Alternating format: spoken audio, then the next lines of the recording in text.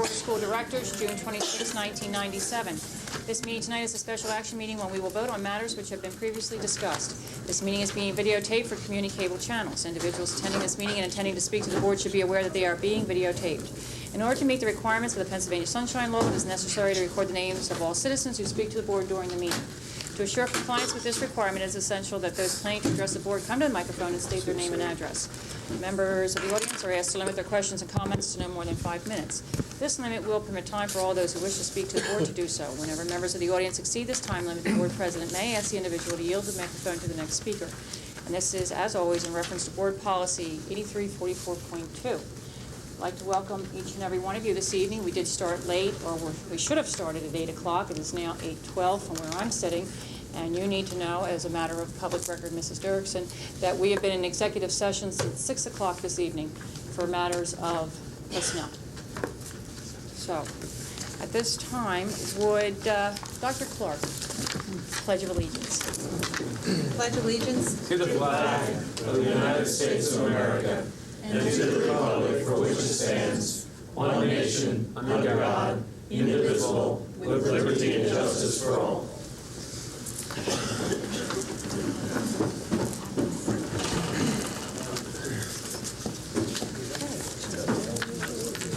Ladies and gentlemen, this is a special action agenda, and at this time, you begin. So if anybody wishing to speak before the board will come forward. Name and address, Mr. Byrne. My name is Richard Byrne, Colmar. I was here last week, a couple months ago. Some say that I'm beating a dead horse or trying to move an unmovable object. I feel, as well as others, differently.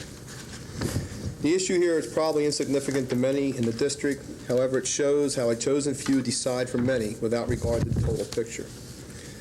Today's paper tells everyone the process for appointing coaches in the North Penn School District. That's nice.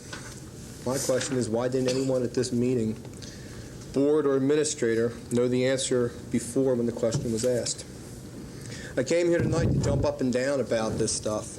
However, I have to thank Mr. Don Ryan for calling me today, for being the only one to call me back on any of this, and telling me that letters are being written and mailed out yesterday or today to all people who have submitted resumes with the official application and what the next step is. So I'm here to talk to you about a few other things about it, just to make sure those things happen. The paper did a nice job. We got told everything of how the process is done. It goes within the building where we need to coach, goes within the district. Thirdly and finally, it goes out to the community.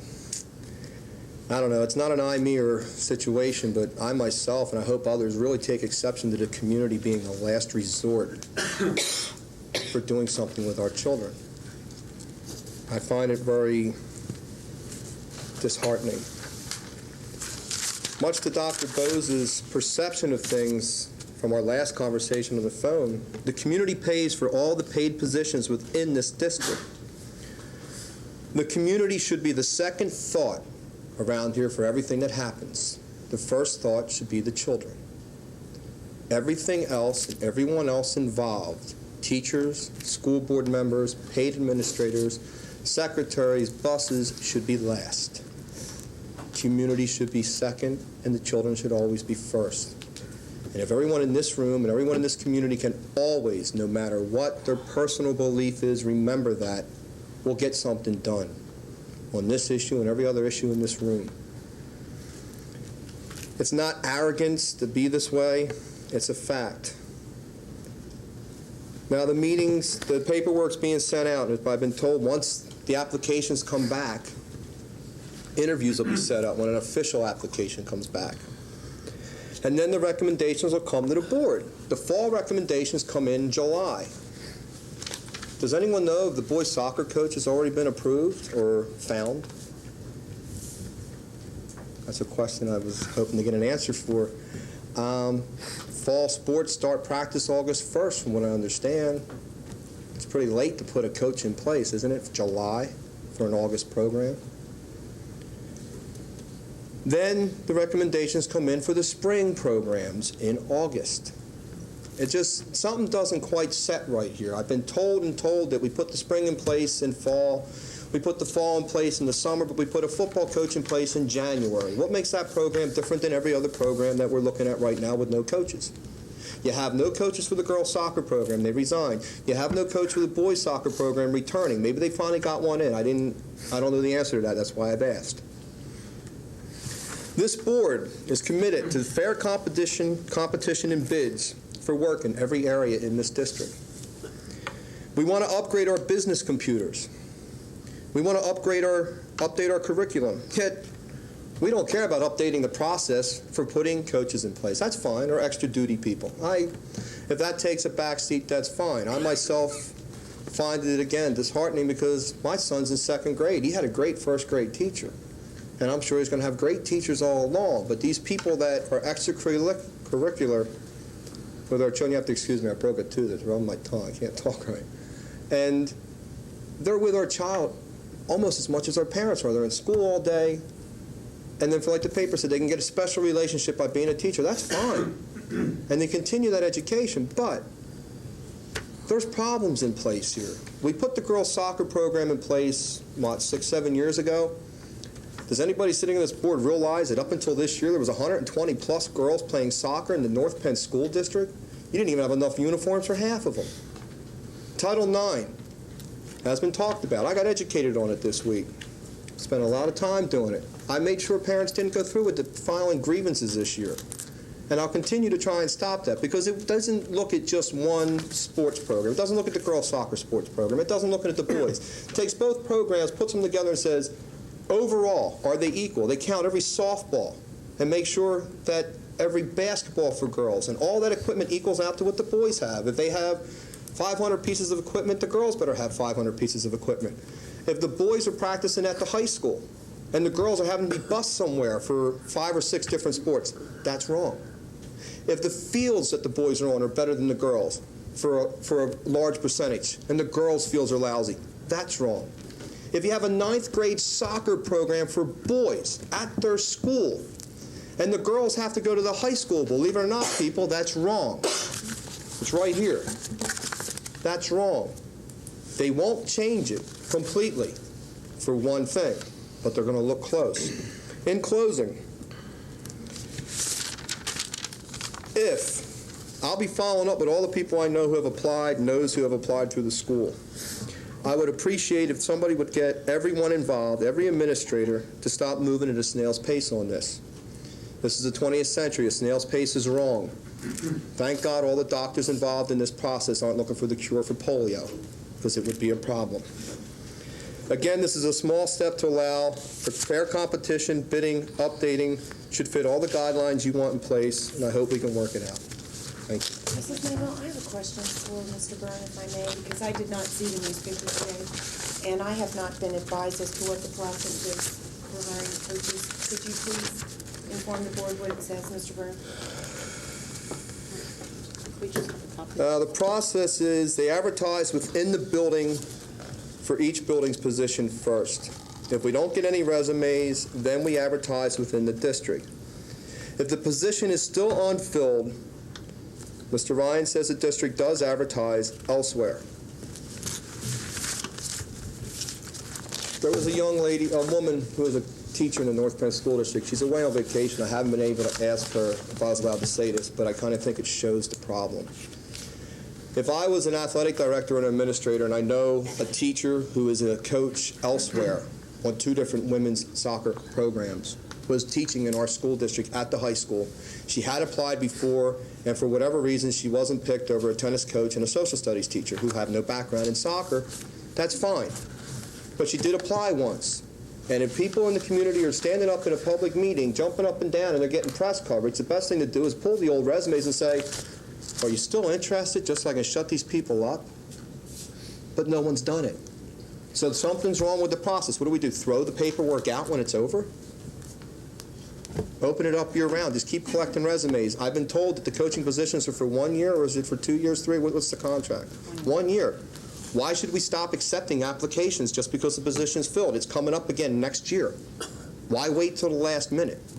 I sat here last week and listened to the technology argument about doing this at the last minute. Do I want this done? We need that done? If we wait till the last minute, it'd be too late. Well, heck, let's do that whole thing everywhere, not just partially. And I'm sure my 5 minutes are up, so I will move. Thank you, Mr. Byrne. Anybody else, please? Mr. Hammond. Good evening. I'm Chuck Hammond from Montgomery Township. The last time I was at this forum, I left here really excited. I sat here and thought that finally North Penn was going to move forward and things were really going to be right for a change. Let me regress for a couple of seconds. About a year or so ago, this board wanted a technology plan. They begged, borrowed, and steal. They formed a committee. They put together a plan. We hired an information services director. We presented that plan to this board, about 6 months ago, which is the period I'm talking about. We had people in here from Panamation. They presented their side of the story to this board. The board, some of the members asked relatively intelligent questions. Bill Atlantic Systems Group was here. I don't think anyone asked them a question because I don't think anybody really knew what to ask them, but I think they had a wealth of knowledge that could be shared with this board. Here it is 6 months later. During this time period, again, when we left that meeting, we were talking about bond issues and how we could come up with about $5 million to make a plan happen. That plan was an excellent plan. I think it was last week or so, we had people in here going, well, was that the committee's plan? Was that David's plan? Whose plan was that? I don't really care if it was Muhammad Ali's plan. It was a plan, and it was a comprehensive plan, and it could have gotten this school district into the next century without a bunch of peripherals that we did not need. It talked about things like internet connections. It talked about bringing the schools together. It talked about upgrading the administrative software. I hear board members saying, well, I'm not going to approve a technology plan without a curriculum. Well, how about Microsoft Word? How about Excel? How about PowerPoint? How about the internet? How about home pages, web pages? How about learning about the world through the internet? There's a wealth of knowledge to be gained through computer technology, ladies and gentlemen. I have another board member sitting there looking for a lifetime warranty on this stuff. And the way technology is changing today, you're very lucky if you get 5 years out of something you buy. If you get 10 years, that's excellent. We have a couple of other board members fighting over whose plan, and maybe we should get other bidders in here to bid the Panamation side of this thing. You've had 6 months. Where have you been with these other bidders? If you wanted other bidders, why didn't you say that in January? We had members that were running for school board. They were all in favor of the plan.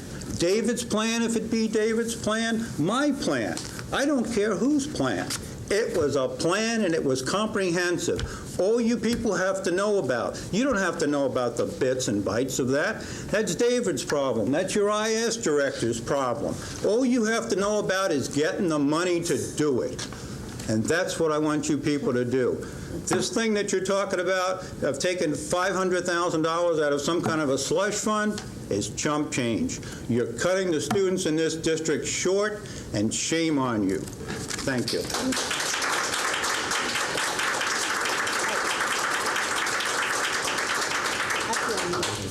Mr. Hammond's remarks are certainly a perfect segue to announce that on Monday, June 30th, beginning at 7:30, there will be a special action meeting following, an opportunity to hear Pentamation only, for Pentamation to indulge the board any last questions that they have in regards to Pentamation and how they can do work for the North Penn School District, and also a time for audience of citizens' questions to Pentamation also. There was a promise made back in the spring that we would have a technology-only meeting. In this case, it'll be for just the business machine here, for the ESC, the Pentamation, or the business system that we desire to work on. It will not be a portion related to computers, classrooms, and curriculum. This is just that piece. We never had that night for a variety of reasons. The agendas would fill. The agenda's filled with purchasing textbooks, We settled a teacher's contract of 2001. We've worked on a budget, which will come in tonight, the lowest in 13 years. We have been busy people, and you know that. Many of you have been here. So June 30th, Monday, 7:30, will be that night, for only that reason, with a special action to follow. Can I ask one quick question to Mrs. Mankel, if I may, please? Certainly. If that is true, and all we are going to do is pay $500,000 for Penimation out of some $1 million slush fund, what happened to the technology plan? If you're approving a budget tonight, best I can see, there is no funds to pay for that budget, to pay for that plan whatsoever. Does anybody know where the $5 million would come from? If we floated a bond, what would pay for that Mrs. Shar, bond? would you answer that question directly? Well, just so Mr. Hammond will understand, perhaps there are people in this community that would have liked to have seen much more money. I would like to say that the last time that we met was March 12th. There were two directives at the end of that meeting. One was for Mr. Weitz to meet with his technology committee and come back with resolutions to the concerns and the questions that were left out on the table. The second one was to meet with finance. It was for a $4.3 million plan for 3 years. Mr. Hammond, total is what was on the table. I will say that I worked with Mr. Tracy and promoted the establishment of the capital projects account when it was clear that technology would not meet with finance. That was so that we would be able to get past the deadline of this budget being passed, trying to cram in the decision-making without closing the door of moving forward in this fiscal year with funding in place. As far as the rest of that, it will be pending bringing forward the rest of this technology plan, letting us know what is the actual order of expenses. If you will recall from the last sheet we were given, we have the dollars, but we did not have them broken into fiscal years. So I worked, and Mr. Tracy and this administration worked in restructuring a budget in the last 2 weeks prior to approval in the best way we could to leave the door open for dealing with technology. Right now, we are dealing with $500,000 of it, and it will be up to the rest of this board in its decision-making on how much of that $1 million that sits in that capital reserve account will be devoted within this fiscal year to that's a technology. shame, And I'm because sorry that there is no clear answers, but I've repeatedly asked for those $4.3 million to be broken out in fiscal years. Okay, well, and we will Mr. Hammond deal wanted with to that know as where it the comes money forward. was. There is that. It's fund has another been set fiscal aside. year. That's beyond. correct, which means there is absolutely no money, and again, the students lose. That's the only way I see it, unfortunately. We're taking care of the administrators with Penimation, and, oh well, students, you'll have to wait another year.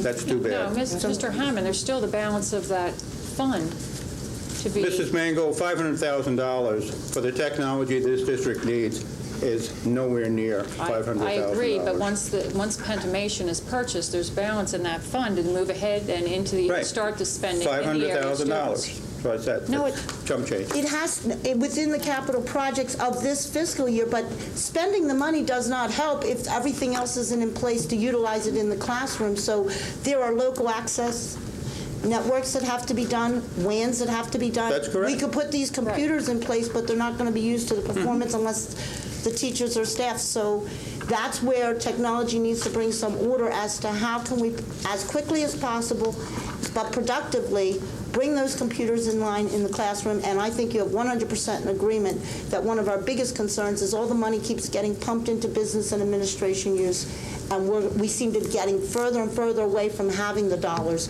for the students in the classroom. That's correct, and we keep talking about it and keep fighting amongst ourselves, and we're getting nowhere, and that's unfortunate also. Just once, let's try to move forward with this and make it work. Thank you. Thank you. Anybody else, please? Yes, madam.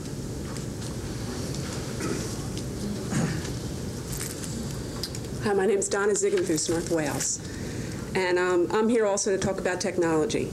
I'm a parent in the school district, and I'm also a computer volunteer at North Wales Elementary. We have a computer lab, 10 computers in the computer lab. We have had a computer lab all year. We have had every classroom from the school into the computer lab. It's completely staffed by volunteers that work in 4-hour time slots. They volunteer. I also volunteer. I do troubleshooting. I do system installation. I do printer repairs. I do everything that the school district should be doing. I'm very frustrated that you're not moving along anywhere. We've been doing this for a year. We have the supplies, we have the software, we have the computers, but we have no curriculum, we have no direction, we have no guidelines. And that doesn't cost any money at this point. We have a technology department. We need some kind of direction. The parents are deciding curriculum. When the children come in the lab, we're deciding what to do because the teachers are not trained and they don't know how to use the curriculum. Some teachers do know, some teachers don't. We need some kind of overall basic plan to move on here. And it's not just money. We need direction. And it's frustrating because I saw all the successes that we had this year. We had third graders doing word processing that normally isn't done till 7th grade. We had typing tutorials for 4th and 5th grade. And 6th grade. I had a 6th grade class that did a full semester of typing tutorial in preparation for 7th grade. I had a 5th grade class use the internet for Civil War research in cooperation also with the library. We rotated the class. Part of the class was in the library, part of the class was using a Grolier's encyclopedia on the computer, part of the class was using the internet. We've done a lot of neat things, and it's so frustrating to see how much the kids get out of this and not have it implemented throughout the school district. We've had 5th graders that have taken scientific data, put them into spreadsheets, and created charts and diagrams on the computer. And another thing that is frustrating is that then these kids are doing this in elementary school. What are they going to do when they get to high school? We need a new curriculum. We can't just do word processing anymore in 7th, 8th, and 9th grade. We have to do more. These kids are really smart, and they love it. And the kindergartners, in our school, we did a survey. The kindergartners and the 5th graders use the computer lab the most. The kindergartners are great. And by the time they're in 3rd grade, they're going to be typing. So please, move forward, and someone make a decision to do something, please. And if you need any help or you have any questions, I'll be glad to meet with anybody, because I've been doing this for a year. And I'd like any information that needs to get out to whoever it has to get out to make a decision. Thank you. Thank you, Mrs. Ziegler. Mrs. Mingo, could we be possible for the board to get Mrs. Ziegler's complete name and address, please? Yes, and we have can it do forwarded to us that. our next packet with a phone number. You don't have to. You don't need to give that over Camera. to Channel 16. We'll make sure that we get it privately from you. Okay. And Okay. Mrs. Ziegenfuss, your ears should have been burning last night. You were part of a conversation that I had privilege to listen to about the work that you're doing at North Wales, and you are held in high esteem as a volunteer over at that school by people that have had a chance to work with you, so thank you. Anybody else, please? Mrs. Spire. Connie Spire, Upper Gwinnett. I just wanted to say that I was one of the volunteers for the computer at North Wales, and that Donna has really put a lot of time and work in, and it's been wonderful. And also Bella and Dana Stone have put a lot of work in, as well as others, and I think it is great. I think staff development is really necessary so that the teachers can kind of help us, because my computer skills are minimal, and it's really hard for me to go in and try and figure out what I'm supposed to do with the students. Another thing I'd like to discuss is the timeline for the modulars that are supposed to go on North Wales. I'm just wondering, how are things going? Mr. Wood.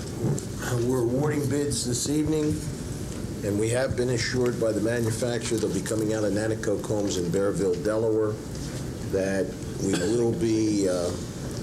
will be on schedule. We're fortunate to have two local contractors.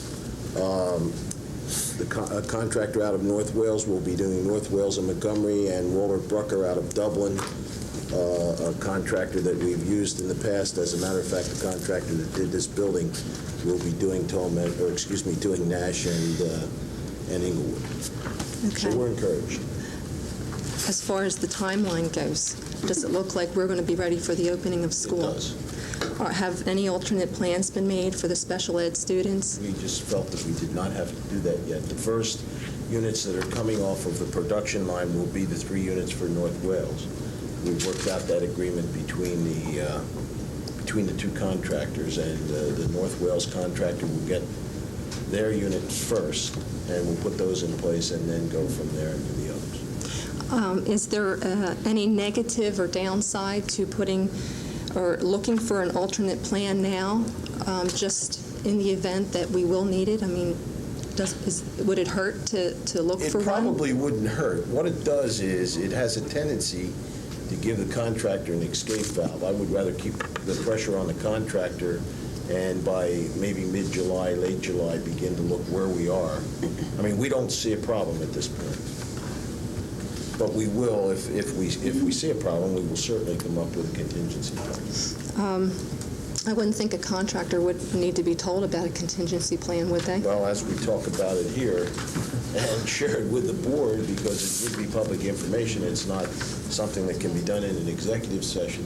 With both contractors having the ability to watch Channel 16, there's a possibility that they would learn that we're doing a contingency plan. Okay, I think we have, with the past experience, having placed 45 modular classrooms personally in this district, I'm comfortable with where we are right now. Okay. I visited the manufacturing facility, and I can tell you their production line, we're looking at about a day and a half each unit to be built. And we're scheduled with them, so, I really feel good about that. Okay. I'm just concerned about the special ed students and what would happen to them if... Well, you need to understand that the special ed students will not be going into modular classrooms. Well, then I'm concerned about the sixth grade students and where they would end up. And if we did a contingency, we would do it with someone other than the special needs kids. Okay. Thank you, Mrs. Spire. Anybody else, please? Yes, sir.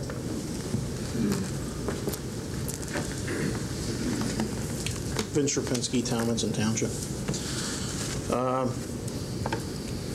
I'd like to thank the board for putting together a solid budget, and also that it's done in a way that we can understand it and follow some of the changes. The process this time has been improved greatly, and I'm sure next year you'll improve it some more. Mr. Tracy, I know you've done a great job. I know the Finance Committee with Vicki Sher in charge has done a great job, too. I, too, had some questions about the timeline on the modular arts, already answering them. I heard Mr. Byrne get up and talk about jobbing out the coach jobs publicly first. Why not? Sounds like a simple thing to do. One of the things that I followed last night was the approval of the second high school addition, and I'd like to commend Mr. Mosey for all the hard work he's done on that and pushing that forward so that we can go out with budgets in July, or bids in July, and art too. Tonight you're going to be voting on the 5-year lease purchase for 7 buses. Art put together a pretty good program. This thing has gone down in cost almost half, I think, from the original proposal. You should really commend Art for that. Yeah, commend them. You said Monday night we're going to have an opportunity from the public to question Penimation in the Technology Committee. Correct. Will our technology people be here too to question? They're expected to be, yes. Can you give me a guarantee that it'll be open to the public for all the questions that we want to throw at them? It's a special action meeting. There's no choice. And if there were a choice, I'd have it anyway. Are you going to limit to 5 minutes? For each speaker at the podium, yes, and I've never denied anybody to date that I know of to come back around if they need to. I appreciate the opportunity for you to do that. You did promise that back in March. I do. And I do reiterate some of Chuck Hammond's comments that we're doing the business offices, we're doing the administrative support systems, but we haven't really tackled the students yet. And I'd like to see that. But I would welcome the challenge to talk to Penimation and the Technology Committee. I'd also like to make sure that you have your technology information specialist here, Mr. Nyman. Absolutely. And other than that, thank you. Thank you. Anybody else, please? Yes, ma'am.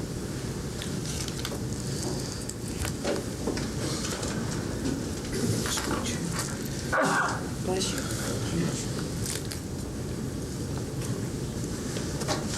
Marla Darcy, Upper Gwinnett. I just wanted to check on a couple of things. One is that it's my understanding that at this point there's $1 million set aside in the budget that are for capital improvements, of which technology can be a portion.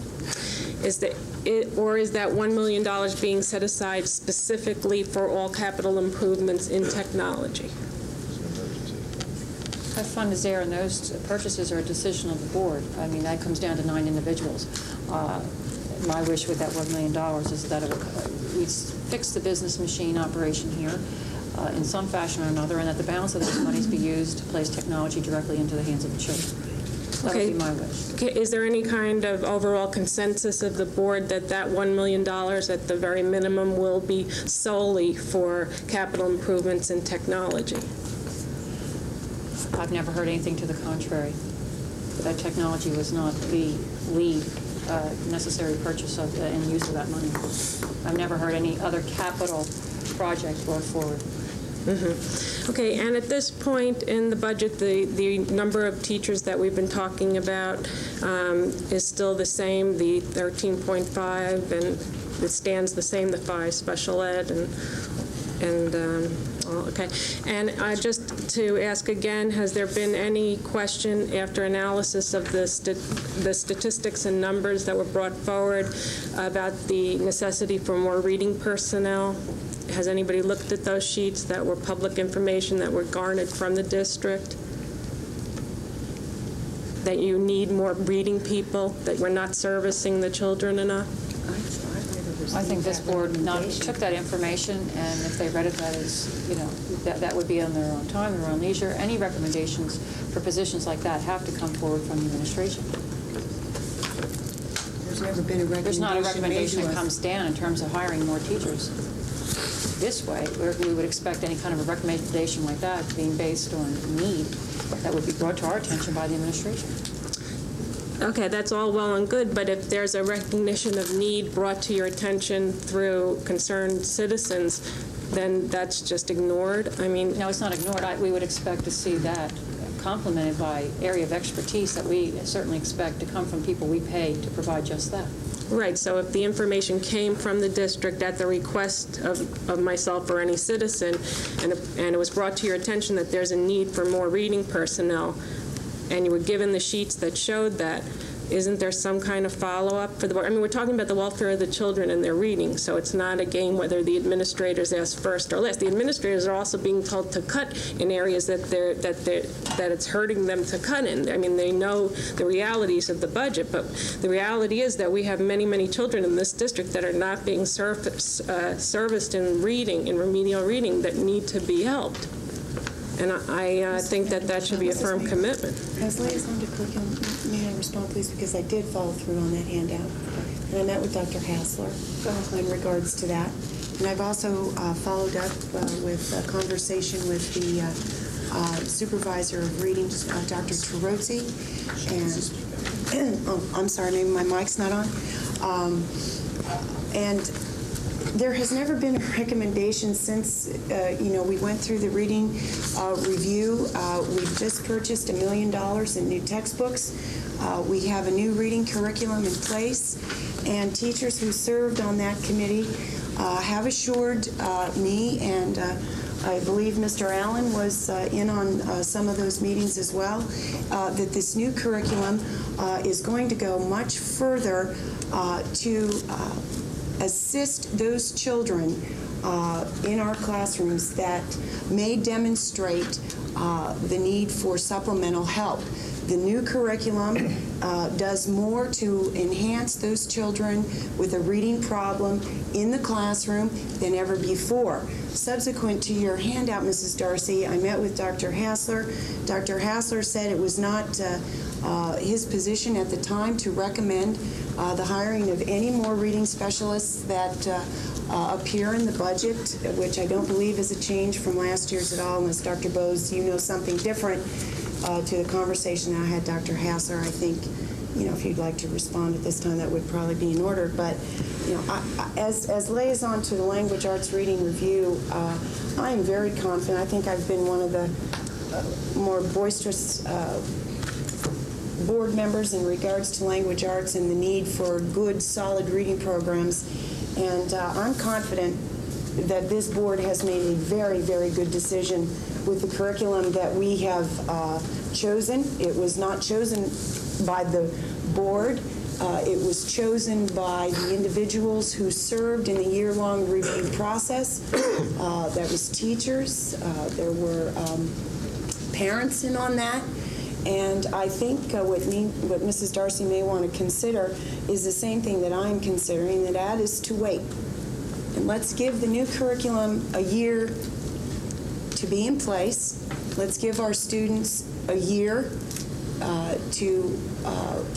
be introduced to the curriculum as a whole, and let's see what kind of results we see after the first year.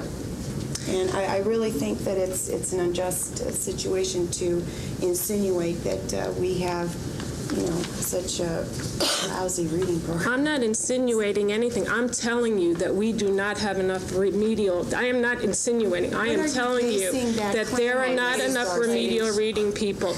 And all right, Dr. Bose, if we have reading people who previously were, say, 50% position at a building, and now you take that same reading person and on top of it you add, which has been done, the IST responsibilities. You now have given 2 jobs to the same person. How are these people going to service all the children? And there are waiting lists of children, and there is not enough time given to these kids who need it, and there are children falling through the cracks. I have no problem with the new language curriculum. I think it's wonderful.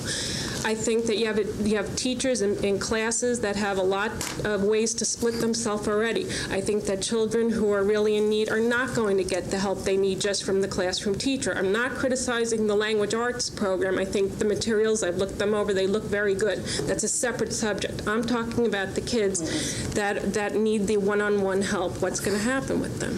As I understand your interest in the document that you presented to this board, and the one you received from Carol Tarosi, you're talking about the reduction in the number of teachers that's a direct result of a decision made by the board in developing the 96-97 budget for the school year just ended. And it's a reading recovery program. Right. The difference between the number of teachers in 95-96 and in 96-97 is the number of reading recovery teachers that no longer exist. That's one aspect. I think that's what you're talking about. But that's one aspect of the problem. The second aspect is that a lot of these reading teachers have been put in the position of now handling IST. So you have fewer teachers, which you're right about, who have been taken with the loss of the reading recovery program. I believe 8 teachers went. Was that correct, or some number? That's but correct. then on top of it, you have the same. Now you have these fewer teachers who have responsibility for more children, and on top of it, they've been given IST position work. So that doesn't add up. That doesn't add up to people who are going to be able to help these kids, and I think it's a serious problem. They only work with kids who qualify. Right. Those kids who are diagnosed with those needs. So they weren't intended to begin with to work with all children. Excuse me? You're talking about the IST. Right, but I'm talking about the teachers who have been working remedial reading and now on top of it have been given 2 jobs. I know there are many people in the district who have been given more than their initial job. Many of the reading teachers are some of those individuals.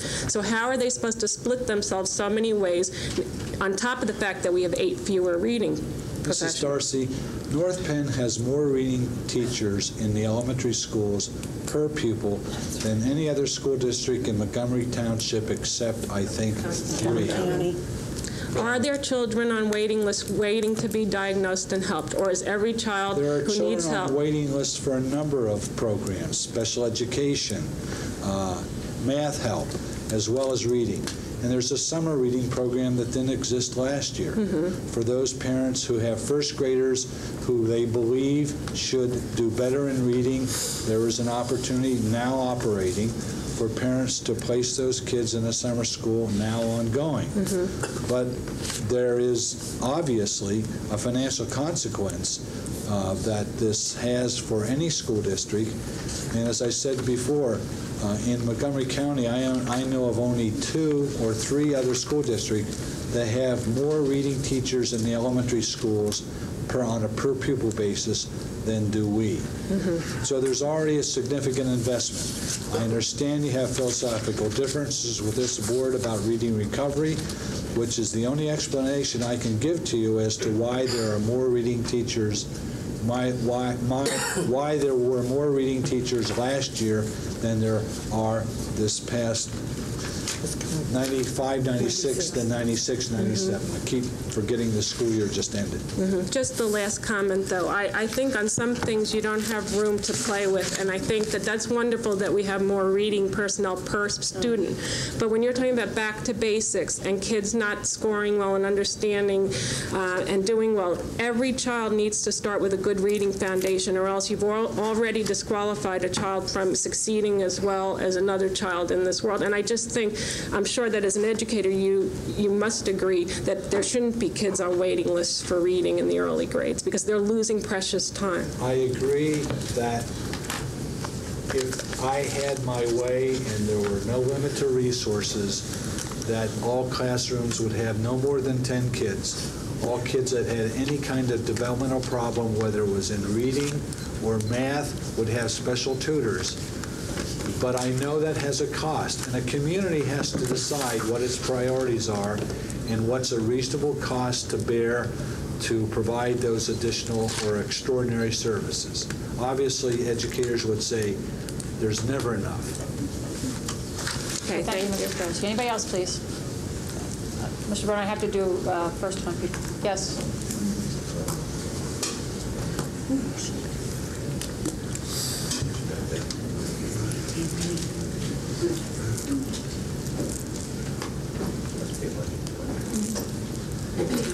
Judith Thomas from Hatfield Township. I don't want to waste too much time because a lot of people spoke tonight. I have two subjects. One is the technology question.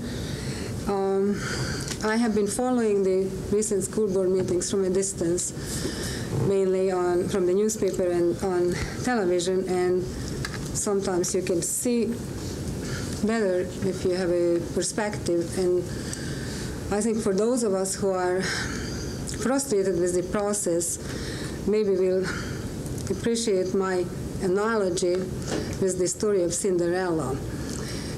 I don't think there is a live person in this school district, especially who is on the school board or who is running for school board currently, who would dare to say, I want less technology or I don't want to worry about it. That's a politically incorrect thing to do.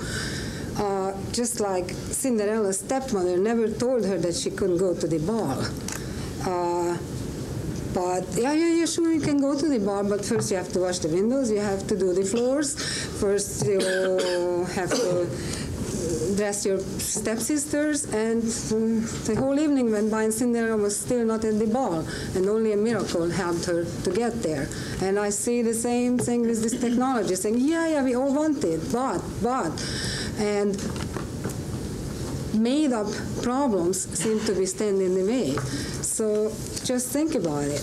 As I said, nobody would say, no, I don't want it. But you can always hold up a project if you really want to, and you don't have to admit that you don't want it. The second thing is I came to say goodbye to Mrs. Mangle tonight. Not because I'm going anywhere, but I expect her to move any time now, since I saw her making a strong recommendation to a parent and a citizen who was speaking at a recent board meeting that negative comments, especially so many in a row, are certainly not welcome by her. And if she was so negative, she would certainly move. Well, I'm not trying to stir up anything, but I don't think this incident should go unnoticed. I think that very comment of Mrs. Mangle's was about just as negative as this person's laundry list of deficiencies in the school district, which were, by the way, not personal. So I don't suppose that Mrs. Mangle wanted to curb this person's constitutional right to speak up. After all, this is a democracy, we all remember. So I can't help but take her seriously and take her word for it that she will move, because she indeed has been as negative on many occasions. Thank you. The next time that person ever comes to the podium and says that they represent 12,385 kids, which include my 5, she will be corrected again. And my comments to her, after listening to her spew negativity, was that if I felt that way, I'd move. Well, your comments, I do not apologize for that remark. I never will, and she will never ever speak for my children. And you should want to consider the same thing. I will never ever speak for your children. Thank you. Good. Anybody else, please? Mr. Byrne, there's a gentleman in the back. That's okay. It's your turn. Everybody gets first round, and then I always invite back a second if it must be. We'll keep Richard quiet. Hi, my name's Gary Adair from Montgomery Township. Simple question having to do with Title IX girls athletics. I assume the primary responsibility for following the mandates lies with the athletic director. How often or by whom is the compliance with that monitored by the school board or the superintendent?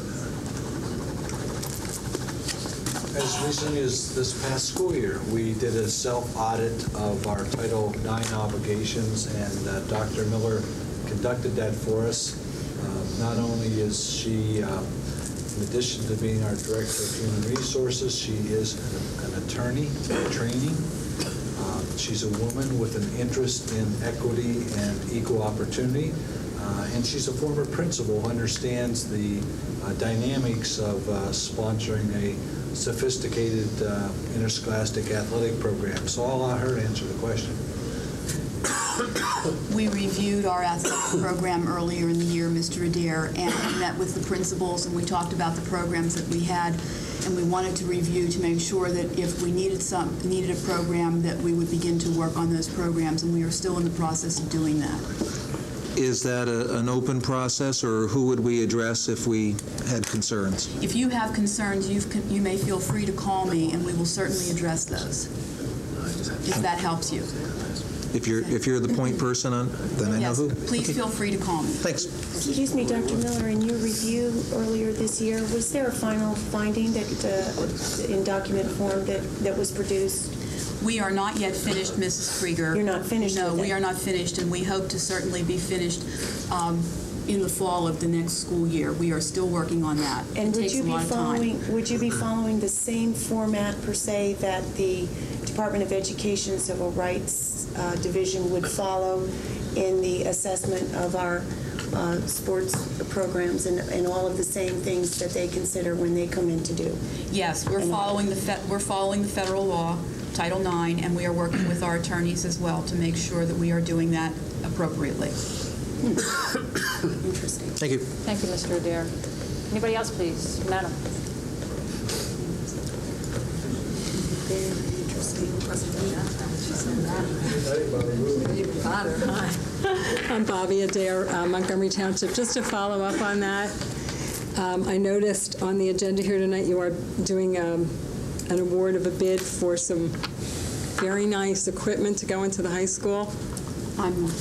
I just want to bring, I mean, it's listed on here, I'm just stating that. My point is, and what I would like to mention to you, I know that in past years with the fitness equipment that has been in the high school, it has been open to the football team, it has been open to the boys basketball team. The girls teams have never had opportunity to use that. And now that we have all this wonderful stuff coming in, I hope that when you're doing the assessment of that, that will be an issue also. Thank you, Mrs. Adair. We'll look into that. Thank you. Mrs. May, could I correct a statement? Because I know that the girls swim team, I know that there are girls sports in there, so. But it's not open to all the girls sports. Okay, but I just needed to correct your statement. And I can say that. It is this year. A lot of the girls teams that are not given that opportunity. It is this summer. Mr. Wood, go ahead, please. Mrs. Adair, I would just like to, and for the rest of the community and members in attendance and the board, share with you how we got to where we are on the fitness equipment. We knew at the time of the proposed addition to the high school that we were adding in many areas, and one of the areas that we were not adding to was physical education. So in pulling a committee together that was headed by our phys ed department chair, we agreed that we would take the existing remedial gym and convert it to a fitness center. And in that fitness center, there would be a lot of aerobic equipment as well as free weights. And in meeting, we started that process last September. We've met with coaches both of women's sports and men's sports. We've met with phys ed teachers because it will be a teaching station. And what we have to present tonight is a fitness center and not a weight room, if you will. And the equipment certainly reflects that. And I think we're finding that some of our coaches would still like to keep the existing weight room, which at best is not that good. And I think you'll find this new center to be very attractive. It will be a phys ed teaching center. It will be available to teams, both women and men's sports, boys and girls. And the other positive thing that we see with this facility is it will be an area that can be used by the community in community education. So we're very pleased with where we're going and the type of equipment we're putting in, and it's just not love to add to that. free We weights. are thrilled to see that because all the research shows that well-conditioned athletes are less likely to be injured, so thank you. Thank you. Anybody else, please? Yes.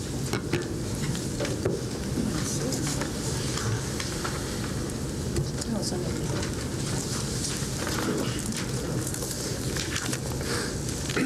Linda Abram, Upper Gwynedd. A couple of things. In reference to the technology, I got up here last week and used the term commitment.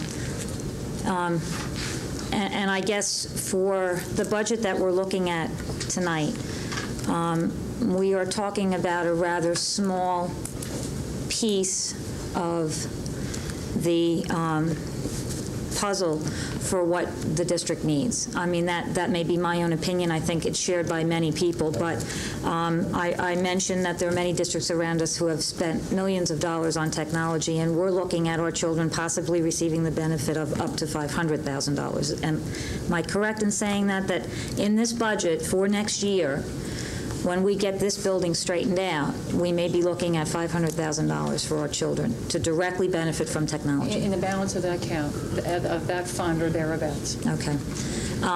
But that's on top of everything that's ever been purchased up to this point in time, not only by the district, but also by the home and schools. And I have to say, I wish we could clone this woman 17 times over, because we don't have someone like that in our building. And we don't have 10 computers that can be put together in a space, even. We don't have a space that can be put together because it's not wired properly. I'm not going to rant and rave about my frustration. We have to get to a commitment at this district for technology. Mr. Hammond said it eloquently. I'm not going to beat a dead horse. It's one of my favorite expressions. But honestly, we have to get on with this. Our kids are losing at every step of the way. With regards to the coaching situation, I guess I'm still waiting to come to a meeting where we're going to have some public discussion about how this process occurs, and I don't know whether the gentleman is going to get up again and ask that, but I asked last time, and Mr. Hill said that it would be forthcoming. I think the process of allowing the community to submit their references to positions that are open can only benefit our children. If there are individuals within the district who are equally as qualified, that's great. But if there are others who are more qualified and who are willing to give of their time and earn that small portion of salary to do that, I think we should give them every opportunity. And I am anxiously awaiting to hear that process. Finally, I noticed that under personnel, there is a leave of absence for Mrs. Tatum. And I've spoken with her, and I know that she is going to study, and I just wanted to publicly wish her well. She has been a tremendous asset to many of us as a link to this building, and I hope that she benefits tremendously by this wonderful opportunity. I know she will. We will miss her a lot here. Thanks.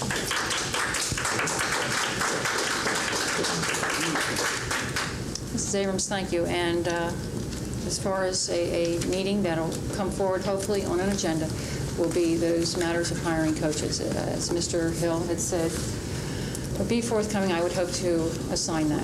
I, too, would like to see that process change. I'm a lifelong resident of this area. I'm a former North Penn athlete. I remember 6 years ago asking Fred Schmidt, when I saw who was about to be hired as a lacrosse coach in one of our high schools, I said, I would take that job and do it as a volunteer. I know I'm better than that person. I played up against that person. I ran all over that person. I know I could do a better job. I wasn't even allowed as a board member to volunteer. I was told I had to be a teacher. I knew something was wrong then. There is a desire on part of many board members here to look at that. Maybe it's something, its time has changed. And we have had a lot of work to do. We've covered a lot of areas this board. So I'm not making excuses. I wish we had more time. Mrs. Minkle. But we will get to this matter.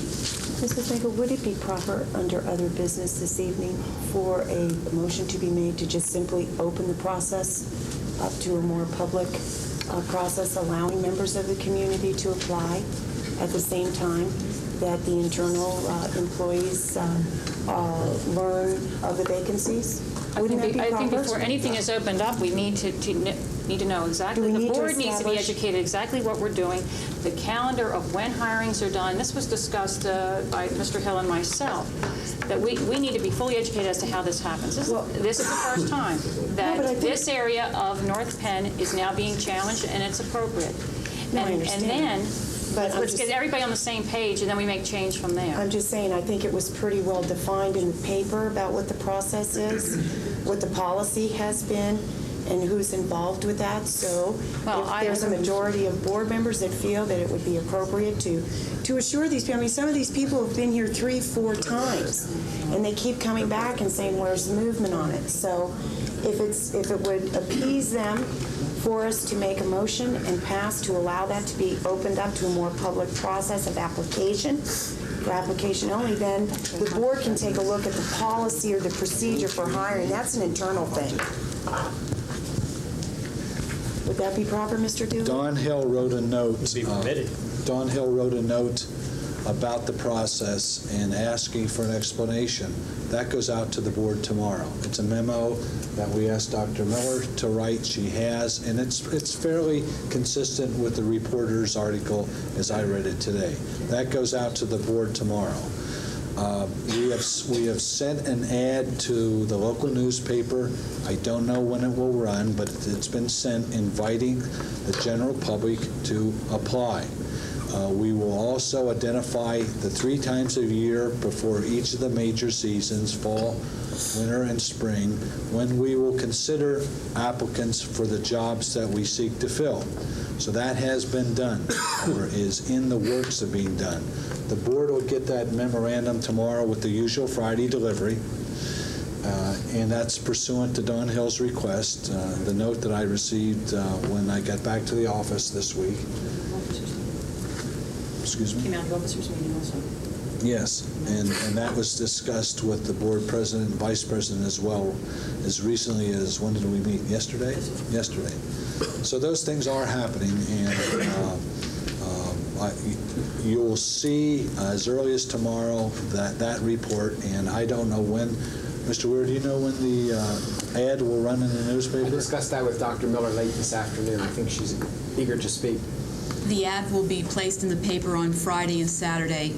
That's tomorrow and Saturday. And anyone that sees the ad and is interested in applying should send a letter of interest and a resume to my office. 2 days. Pardon me? Only 2 days? Right now, it's 2 days, Mrs. Krieger, yes. It's the first time we purchased an ad in the newspaper to do that. Okay, maybe something that you're not aware of, Dr. Bose. The local newspaper's circulation on Saturday is the lowest circulation day of the week. How about Friday? I heard it's the lowest. I stand corrected. Thank you. I want that in the record, please, Mrs. Derrickson. Channel 16. Please add that. My source was wrong. In addition to that, Dr. Miller was able to obtain a special rate for a 2-day program on Friday and Saturday. And so that was a cost-effective time. Ms. Neff, thank you again. Mr. Byrne. Wait, is there anybody else for the first time? Yes, madam.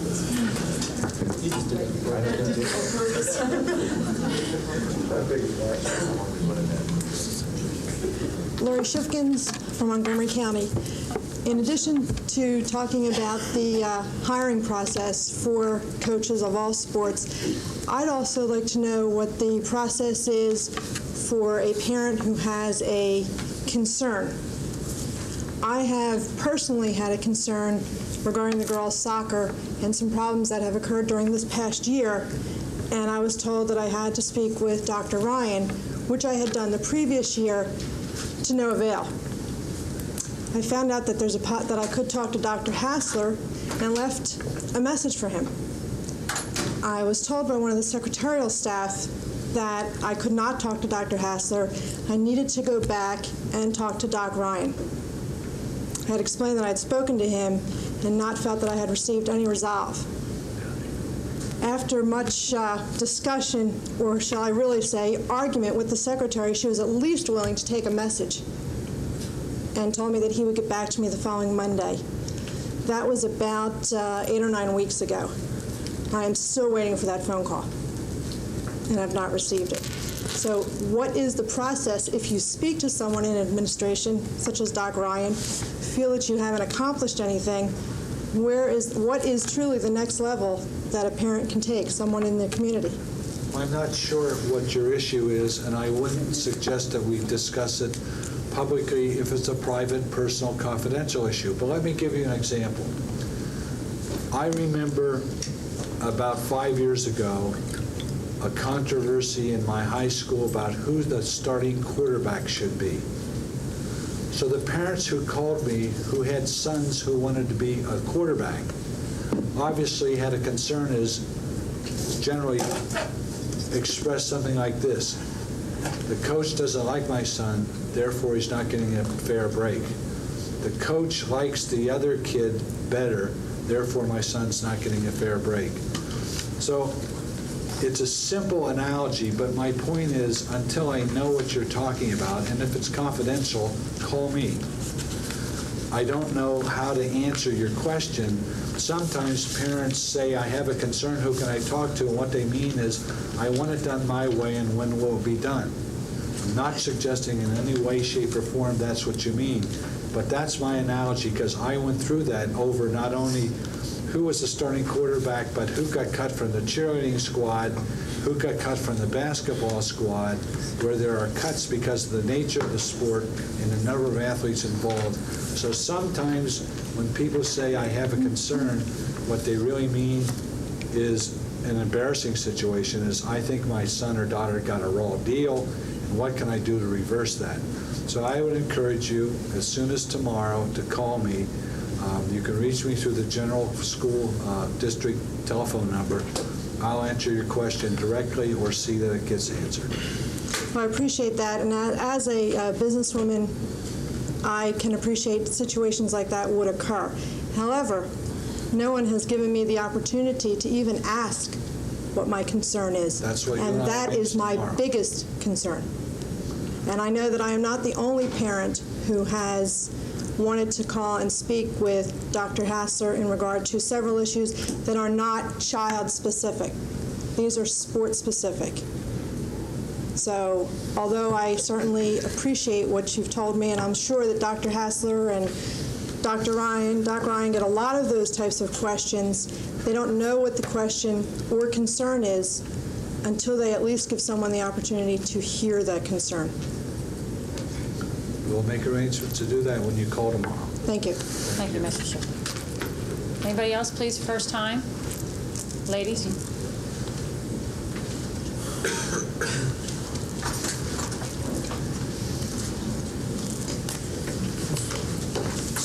Hi, Dolores Mucchetti from Townminster Township. I just want to publicly thank Art Wood and Pat Mosey for working with the residents surrounding the high school. They listened to all of our concerns. They answered all of our questions. It was a very cooperative, very positive experience that we've had with the school district through Mr. Wood. And I just want to thank him. They did work with us. We did not, I want to make it public that the residents around there did not gain anything by this. I mean, they're not putting any trees on our property or anything like that, if that's a misconception. But they did listen to our concerns about placement of the trees to try and act as a buffer for our neighborhood. Obviously, the high school was there before we moved there, and we knew that. But an addition of 600 students was a great concern to us, and they did listen to us and work with us. Also regarding the band practice, and we really do appreciate it. And I just want the board to know how well what a positive experience it was, and the public to know also. And I have one on the other side of the fence here. I understand the district has been under a lot of constraints as far as trying to get the high school in a timely manner and everything else. But I am, just like to state publicly, I am a little disappointed in the timing of the technology meeting. It is vacation time for many people, since it is a holiday week that they have timed that you have timed the technology meeting for. And I just, would like to state that I wish it had been timed a little bit better. And I know that you have had a lot of other things on the agenda, but Well, I was not at the I am a Thursday little meeting disappointing. when it came up, and it was obvious from reviewing that meeting, this board wasn't ready. Yeah, and wasn't I even think there that's to sad, see and I TV, think it wasn't ready, so that it's been how many days later? And I think it's sad that on a Thursday night, we're getting notice on a Thursday night for a Monday night meeting, and I just wonder how fast that's going to get out to the public, and what kind of attendance we're going to get, and I'm a little disappointed in that. Well, I appreciate that, but I didn't want to put it out any further, the end of July or the end of August, because that's more time. Recognizing time is of essence. Yeah. And also, I'd like to just mention, I appreciate the comments you made towards Art Wood and Pat Mosey, but I don't think there was ever a time that either gentleman had met with members of your community that they did not come back and speak of how remarkable it was to work with such a close-knit, cooperative neighborhood. There was politeness, there was courteous exchanges, there weren't demands and edicts and Yeah, we wanted to work with them. Art Wood has worked with a lot of neighborhoods and communities, and he's put up modular after modular, or been a part of building plans over all the many years he's been here. And from what I've heard from him, that neighborhood has shown as a model neighborhood of cooperation. Thank you. And I wish you'd take that back. Thank you. Thank you. Thank you. Yes, madam.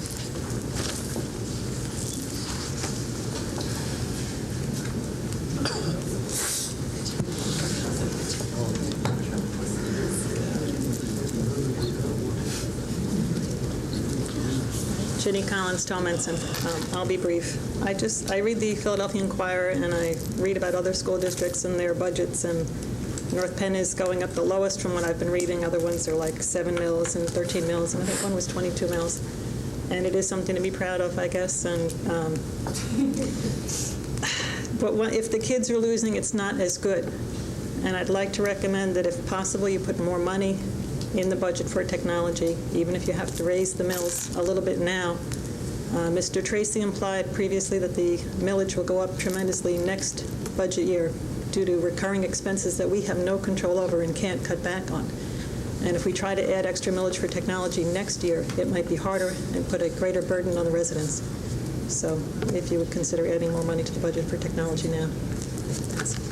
Thank you.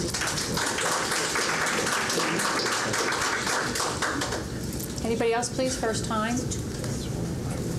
Okay. Second time, last time, hopefully. Mr. I only had one thing to say, but now I have a few more questions. I hope you're all happy with yourself. Actually, I just wanted to ask, do we still practice fire drills in our school district? I know we don't do air raids anymore, but no, my question is, it's a funny analogy. However, I came in and I said in the beginning that it is inconsequential to a lot of people what I'm talking about, but it shows on a smaller scale what's going on, and Mr. Wood does a wonderful job, always has since I've been here. My grandfather worked under him at one time, but the thing is, why don't we plan? Yeah, my grandfather, I know. Well, he's there. Yeah. But the thing is, why don't we plan ahead? It costs less money for everything to plan ahead than it does to the last minute to go, oh my God, the job didn't get done. And it's the same thing with the coaches. I've been complaining about we're waiting until here to do it, and it's like August 1st, we need a boys coach for soccer. If he's not in place, we're going to do it in the middle of July. The biggest problem about coaching that way is it's not a 3-month thing, and that's what a lot of coaches have turned it into at a school level.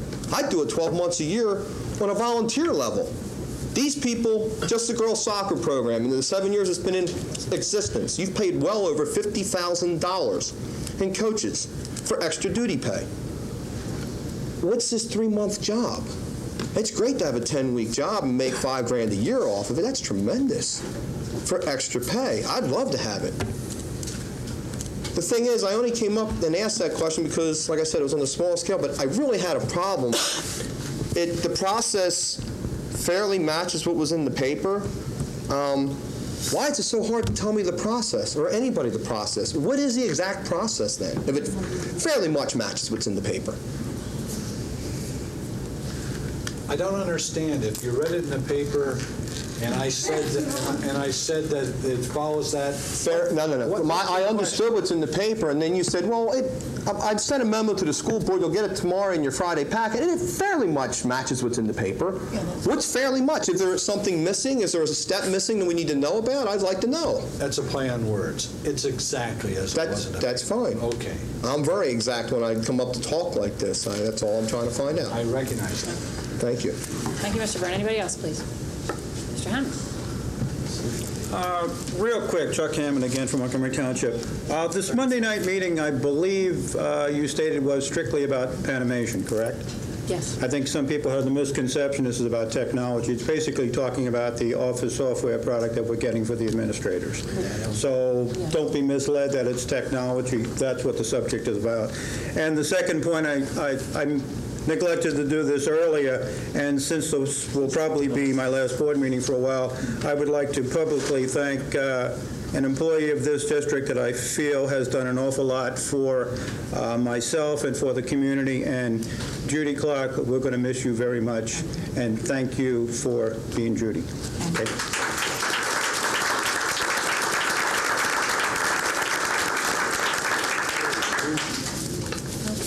Anybody else, please? All right, ladies and gentlemen, thank you. Okay, committee reports. Dr. Rose, is there anything you wish to say before we even begin? I urge that you adopt this budget. That's enough. End of remarks. Okay. Vicki, Finance. Okay, thank you. Although it seems like there's fewer people than I've ever seen before interested in the budget the night that it's being adopted. As I stated earlier, we have established different new aspects to this budget. I'd like to thank Mr. Tracy for what he has done in making this budget a little more user-friendly, adding the glossary. It was funny, we both had that same thought about when there were so many questions about the budget reserve, the capital reserve, and all the different meanings of the terms that we throw around. And he's put them in place, and I think that it brings a higher level of information to the reader. So I'd be interested in feedback from this community in the future as we go forward and try to take in the perspective from the audience that isn't necessarily dealing with these budget documents on a routine basis as to what else we can do as we move forward to next year. For the first time in the times that I've been following the budget process, we as a board established parameters, and then the administration itself recommended the spending cuts.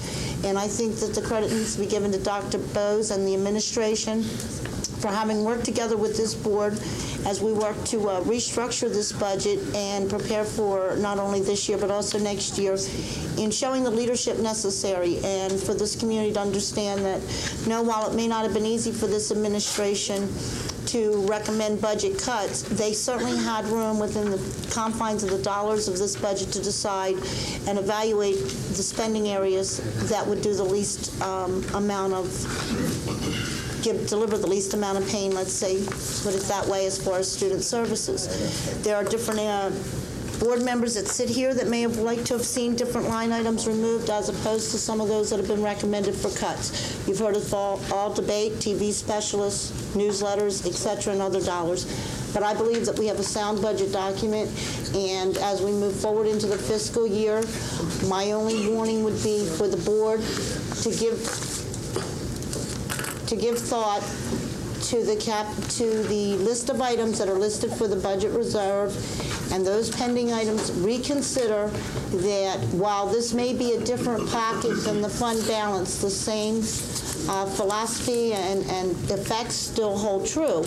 If you use $500,000 out of your budget reserve for a recurring expense, you not only have $500,000 that have to be replenished in your budget reserve to carry it into to rejuvenate it for next year. You also have $500,000 plus inflation that has to be compensated to carry it as a spending line item, as spending line items the following year. So, you know, depending on whether they're recurring or non-recurring, you have $500,000 to $1 million. You can find yourselves moving right back to the same direction after that we worked so hard to eliminate from the fund balance. So my only suggestion is as we move forward through this year and we hear each of these individual items coming forward, if they do, I mean, they are all tentative, no one knows what on that list may ever come to the floor or not, that we may want to look to see, that we follow the same policy that we had in place the last few weeks of this budget process, and look to see through a shift of spending. In other words, a spending item swap rather than a spending item increase. This may be something Tom had intended to bring up because I said I think everyone needs to know. We're going to the back pocket instead of the front pocket, but they're both sewn to the same set of pants. So let's give thought to that, okay, as we move forward. The budget as it is fully funded, and it's a sound budget, and it's just how we move forward with those pending areas. Okay, we recommend that we adopt the budget. We have a motion. Is there a second? And we Second. I don't know. No, wait, Is Dr. Bose going? Traditionally, the superintendent reads the budget. Would you like me to do this? I'm going by the agenda. Okay. I recommend approval for adoption of the proposed budget for the fiscal year ending 6/30/1998 in the amount of $112,325,890 per resolution as circulated. Second. We have a motion and a second. Board questions to the right. Ms. Clemens? Whites? You have a question? No, not a question. Let me correct the amount so that it's accurately over the air. $112,325,890. Mr. Schilling? No Mr. Hill? No. Mr. Allen? No. Mrs. Krieger? Nope. Mr. Mosey? No. Okay. There will be a sheet coming out to each and every one of you. Mrs. Tatum is kindly going and having this run off. And it's a list of millage increases since 1966. The last time the North Penn School District had a millage increase of 4 mills was 13 years ago. 19 years ago, there was a decrease by 16.5 mills on that year's budget for one reason, and that was the last reassessment. So you should find this fun reading. But 13 years ago was the last time there was a 4 mill increase, and I think Don Hill was on the board there. There you go, Don. Way to go, All right, Don. Don. Yeah, he's a fossil. Okay. This is by resolution. May we have roll call, Mr. Weir? Mr. Allen? Yes. Mr. Clemens? Hello, yes.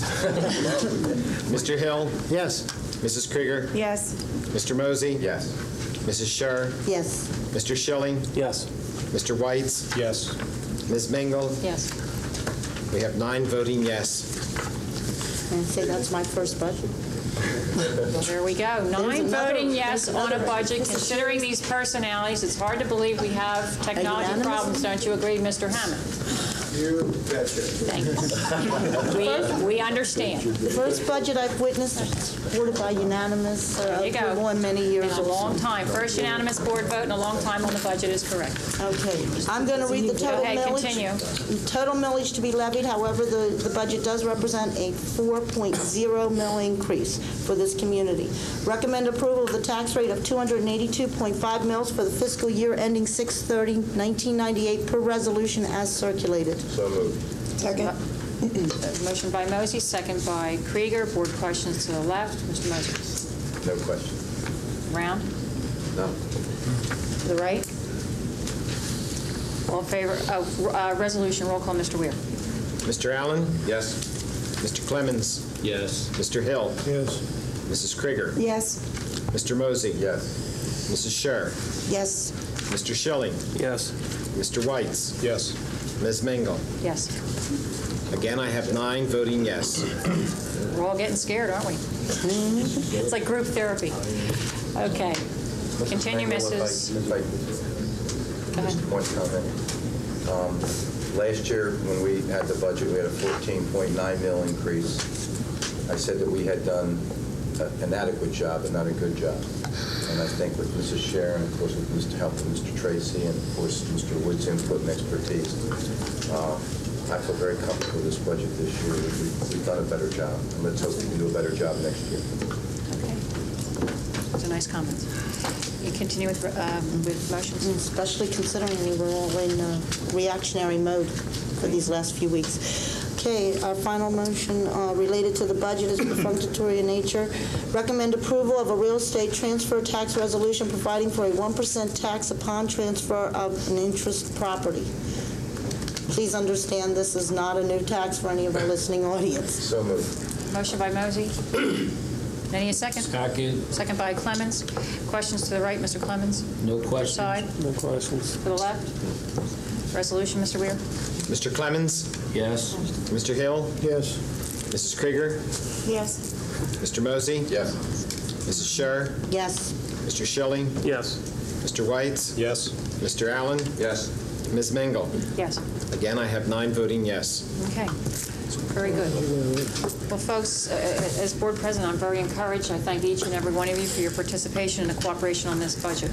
I've seen 9 votes from this board to buy new textbooks with the tune of $1 million, 9 votes to settle with a teacher's contract, and 9 people just approved a budget.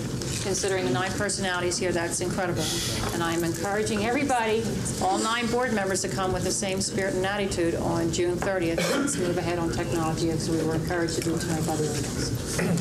Dr. Best.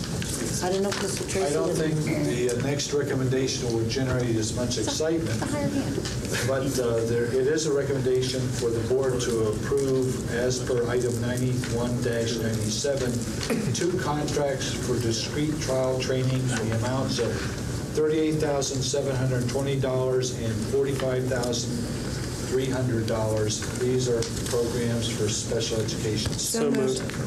Okay, motion by Krieger, second by Schilling. Questions to the left? No. To the right? All in favor would say aye. Aye. Opposed would say nay. Thank you. Recommend item 92-97, approval of the out-of-state contract for 1 student to attend the Eau Claire School in Dare, Delaware. So moved. Second. Okay. Board questions, but I would remind you that this is a matter of privacy under the Privacy and Family Act. This is a student, and whatever questions you have may need to be questions of business and not of person. To the left? Excuse me. Mrs. Derrickson needs the first and the second, please. Who was the first? My apologies. Mr. Weitz was first, I believe. Mr. Weitz made the motion. Who was the second? Schilling second. Schilling was the second. Thank you. I'm sorry for the interruption. That's all right. I just wanted to quick jump on the board members before anybody said something maybe they shouldn't say. Questions to the left? No. If my question's out of line, Mrs. Clark, tell me. Federally mandated program? No, not a federally mandated program, specific program. Okay, thank you. By IEP. Right. Questions to the left? One comment I just want to make, just not that this is not something we should be doing, but I just want to call the attention that the cost for this is over nearly $100,000. Over $150,000 for both us and the state. Yeah. Questions to the right? Mine was related to that. That is $150,000, Judy? I believe the total amount was $162,000. $162,000. And there is a percentage paid by us and the state, and in my report to you, I had told you that we would be looking into contingency funding to supplement this. Right. I understood there was a 60% as our share, but we did not have a base of dollar to figure this out. Could you just forward to us what your contingency was, what that contingency was from within this budget? I know it was not, this budget was not developed with this expense in mind, correct? No, I had put $35,000 in the budget just in case. Okay. Mrs. Shear, it was in the memo that went in. Yeah, it was I realized that. I realized that. I didn't know whether the contingency was taken into consideration at all. I see. And we will deal with that, and I think the community needs to know that this is, there are regulations and laws. This is what we have to do. That's right. Anybody else, please? To the right? All in favor, say aye. Aye. Opposed would say nay. Thank you. C, recommend that you award the following bids. They are all low bid awards, and one was previously discussed. As you recall, it purchases the equipment for the fitness center at our high school. Okay. Second. We have a motion and a second You've got 3 areas for bid award. I need modular classrooms to be taken out for conflict. Okay, I'll conflict the whole thing. That's okay. Okay, motion by, help me, who made the motion? I heard 4 voices. David? Motion by Whites, and it was second by Hill. I caught the second. Any questions to the right? To the left? Yes. Yes, sir. On the modular, do we ask any of the people why there were so many no bids? So many no bids, Bill, are a result of the fact that these people are modular builders and modular installers primarily, and as a result, they are so busy that we received a letter today from Skiabi Leasing out of the Harrisburg area, and they are just booked well beyond the summer. They went after a number of bids aggressively, and it's a case that their schedules are pretty well filled. I think when you look at modular bidders, we really felt pretty good about getting 3 bids. It's such a specialized thing. Nobody jumped off a bridge by missing this bid by $200, did they? Not quite. They're very pleased. Boy, that's a killer. I'm done. Thank you. Okay. All in favor would say aye. Aye. Opposed? I had a question. I'm sorry, I thought we got that signed. No, you went that side first and you stopped Then the stop bill. down. My Right. apologies. That's all right. I just want to ask Mr. Wood, these are the total amount, for example, at North Wales, that $222,000 is for the 3 that we're putting in? 3 buildings plus connecting cars. Okay. They didn't want to bid on any more than those 3 because I noticed that for the one at Inglewood, it's almost $100,000. That's correct. It's all about mobilization. Okay. And it's all about building a corridor for 1, then you can build a corridor for 3. Okay. So the more we do, the more multiples, the less expensive it becomes. Okay. And the other question I had, we're keeping them together, aren't we, the 3? Yes. Okay. Your note on the vehicles, the buses, you discounted Wilkington Body because of a wet sleeve engine which can be rebuilt.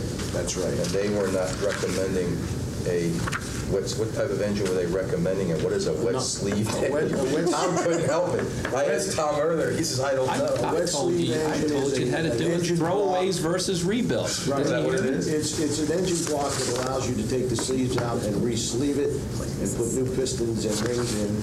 With a non-sleeved engine, you can't rebuild. It's a guy thing. But I went on to tell you, I didn't know if they were 3208s or what they were.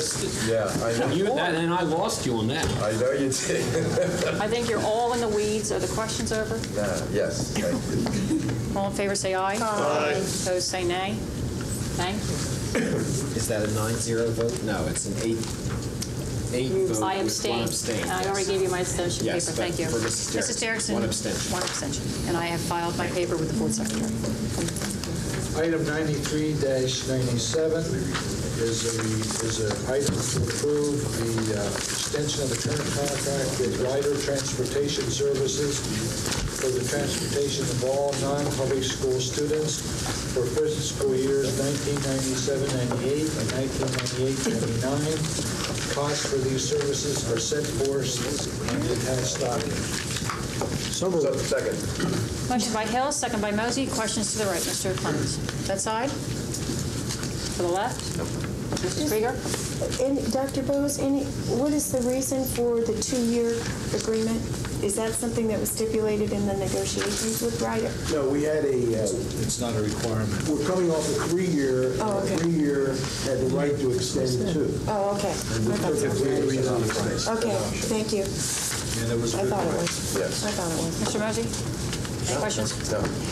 Mr. Wood, is Eric Mendribo still with Ryder? No, he is not.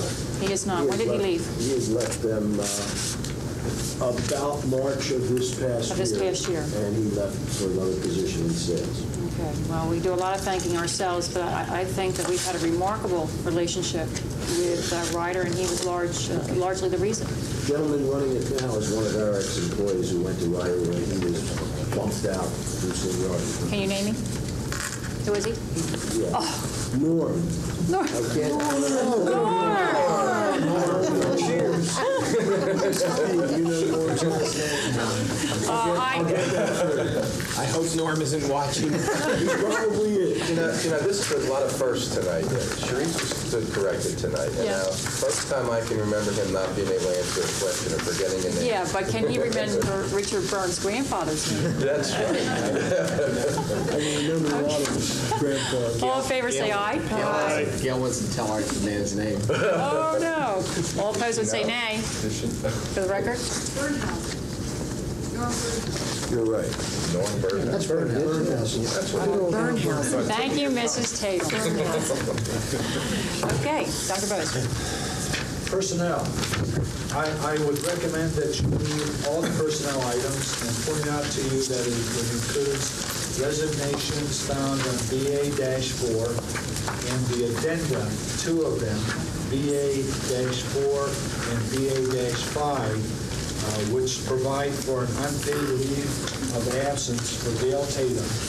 And let me congratulate Gail publicly for the significant honor that being admitted to a special program at Harvard University represents, and urge the board to approve that leave of absence so Gail can get this additional training in return, as well as point out the addendum also revises nurses' pay previously adopted by the board and changes what was previously adopted. I recommend that you consider all the personnel items in one motion, and Dr. Moore, your signature. Just one correction. It looks like a typographical error, Dr. Bose. On the very first one under professional, the date of beginning for Mr. Mraz should be 94, not 74. That's quite the retroactivity, isn't it? Probably born Thank you for the correction. So moved. We have a motion by Schilling. Do I have a second? Second by, I didn't catch Mr. White's. Okay, board questions to the left. Mr. Mosey? No. Your side? No. The left? To the right? No. All in favor, say aye. Aye. Opposed would say nay. Thank you.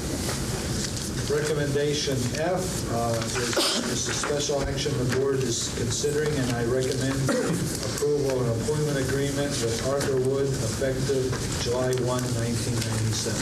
So moved. Second. What was that? It was a fire drill. Okay, all right, raise your hand. Who's responsible? Blame it on Jason. WNPV. They did it for attention. Motion by Mrs. Krieger. Who made the second? Second by Mr. Schilling. Questions to the right, Mr. Clemens? No questions. Around? To the left? All in favor, say aye. Aye. Opposed would say nay. Nay. One nay. Okay, one nay. Okay. Next recommendation is a recommendation to approve a similar contract with Kenneth Weir effective July 1, 1997, as circulated with the board. So moved. Motion by White. Second. Second by Allen. Board questions to the left? No. To the right? All in favor would say aye. Aye. Opposed would say nay. Nay. There was no opportunity to comment. Could I please just say that this is nothing personal to either of those gentlemen. It's just a long-standing position regarding contract agreements voluntarily for personnel. I think each of you have heard me say that before, and I think that should go on record. And it's nothing personal to either individuals or their performance or my relationship and feelings regarding what they bring to this table. Okay. Everyone well. Okay, thank you. Is there any other business that come before this board by any members of the board? I would. Have we set the time for Monday's meeting? I'll do that again before we close. Okay, starting to the left. Mr. Mosey. I think tonight is the last meeting for one of our illustrious administrators. And Judy, I just want to personally thank you. You've always been polite and courteous and answered some of my questions, whether they be foolish or repetitive or redundant. And I just thank you, and I want to wish you the best of luck. Thank you, God. Same here, Judy. Ms. Krieger? I have two items, Judy. I wanted to wait till tonight to personally thank you for your work with me in the last year and a half here, teaching me about the special ed department and all that you do, helping to educate me significantly on the issues surrounding special ed. I've appreciated that effort to educate me very, very much. I'd also like to extend to you words of good luck that I have received from many parents who remember you from your days at Montgomery Elementary, and parents who also have worked with you through the special ed department. And I wish you the best. I wish your family the best. And I hope that your new job brings you all of the things that you desire it to bring. And I hope to see you around, maybe at the mall. But I'd like to thank you personally from the bottom of my heart for all of the things that you've done to make my job as liaison easy. Thank you for me. Thank you very much. And my second issue is for the board. In today's mail, I received a notification from the Montgomery County School Directors Legislative Committee. They have decided, they decided at their meeting in May that they would formulate a single page to be inserted in the annual PSBA legislative platform booklet.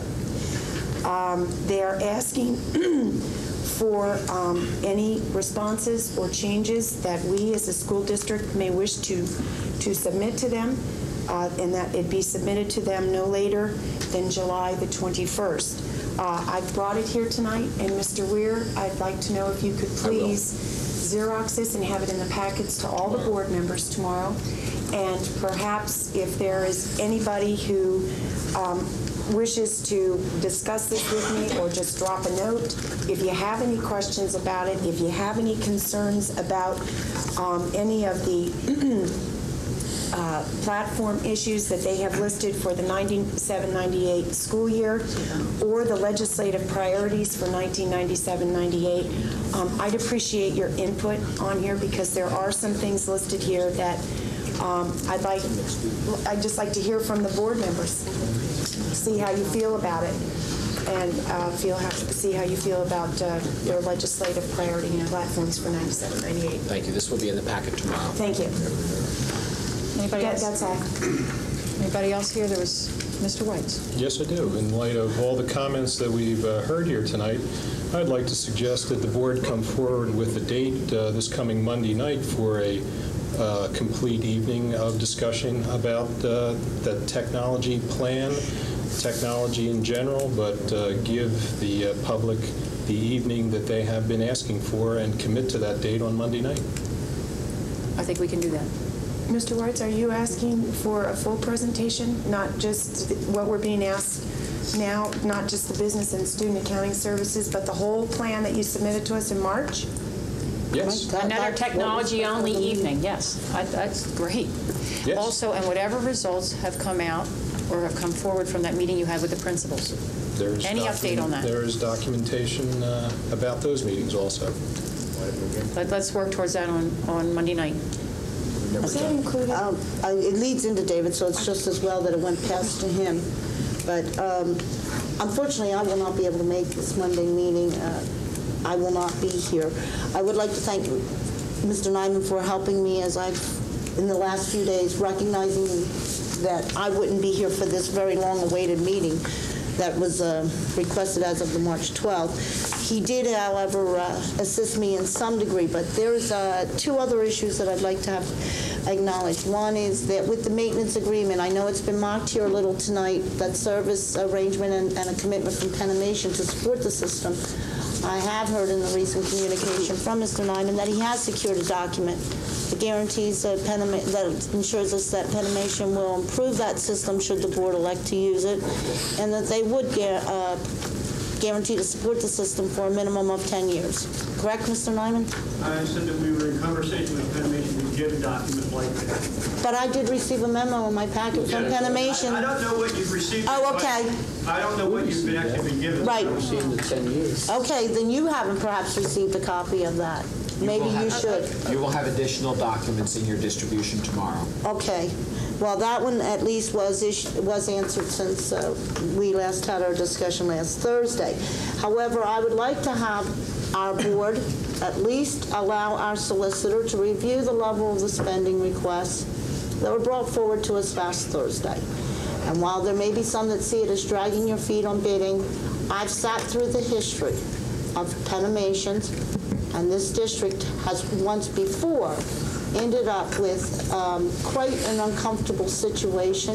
Ms. Mengel, you may be one who was here to remember this, where a competitive company came forward to the podium and was claiming that they were, in fact, the lowest bidder. It was a pretty embarrassing moment when we sat and not an administrator that sits at this table today openly said that, well, that's correct. However, we made a phone call subsequent to the opening of bids and renegotiated the process so that Penimation matched the other deal. And quite frankly, the whole process was reopened. Now, there can be those out there who cannot understand why I am advocating that there at least be something on record that shows an attempt to locate and give other companies an opportunity to bid. And there are those who think that that's totally unnecessary, that Penimation is the only game in town. We will discuss that on I would like this information, at least the foundation of the information, forwarded to our solicitor, because I do know that we can't buy $10,000 in library books without putting it out to bid, or at least seeking a minimum of 3 quotes on on supplies and equipment and et cetera. So let's get rid of that issue as far as legality before we even talk about philosophy of the board. Mrs. Chair, there is another method, and that is our understanding. We are continuing to look into that, but we have been meeting with the administration. That is to purchase items through state contract. In essence, that is a method by which the state goes forward and solicits bids in a similar method. And then it advises municipalities and school districts and whatever product that is available. If you purchase off of that state contract, you do not need to individually, as a school district, go out for public bid.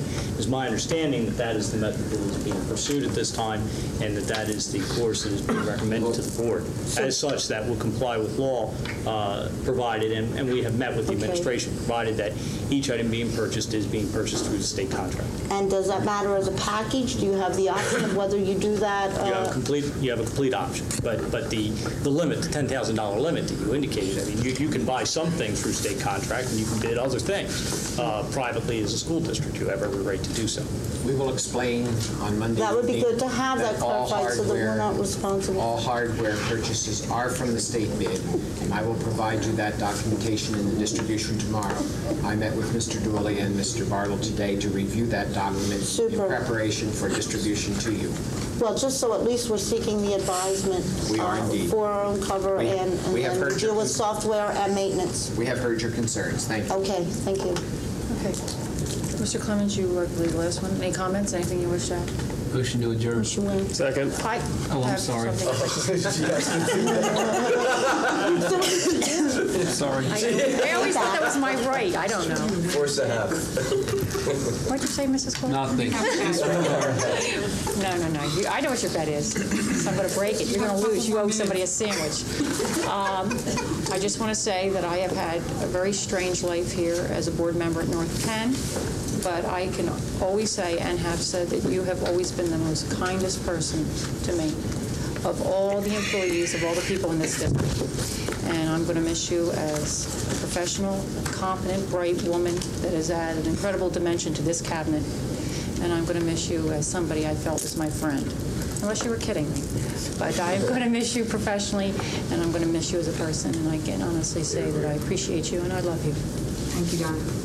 I will miss all of you, and I wish you all well. I live here, and I will stay tuned to Channel 16. For you to come up to the podium. Oh, no.